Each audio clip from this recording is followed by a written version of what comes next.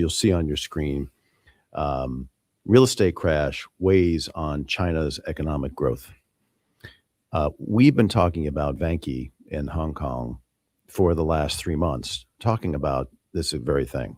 There's a Hong Kong stock. We love talking about China because I don't know if you saw this, Charlie, but the global payment balance in trade, China now has, I think, $1 trillion surplus for the year.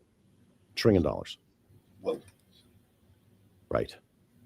And they have been accused of, and it's probably true, dumping a lot of cheap products on the marketplace. Because why? Well, we have a theory at S3. If you look at China Vanke, which is a property developer, about an $8.5 billion property stock, you can see the price is in white, the short interest is in blue. Short interest is going through the moon. And so there's a reason we think at S3 why China continues to dump these cheap goods on the marketplace. It needs the cash. The developers are building like crazy, and no one is occupying these buildings.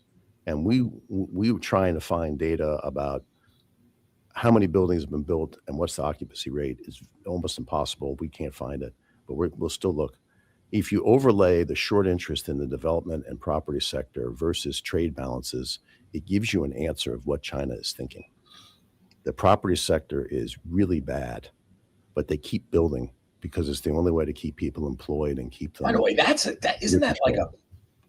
pyramid scheme if I ever saw, right? Pyramid. No, I know, I understand, and kind of eat your own cooking until it's too late. And this is what earnings came out for this stock. We were watching it, and because we were watching a lot of our statistics like squeeze score, borrow cost, etc. And this thing was flying off the charts, and we were like, well, why? They missed. They keep building buildings in Shenzhen, etc., in Guangzhou. A lot of reports that there was a lot of empty buildings, but they keep building because that's what the government tells them to do. Here you have it.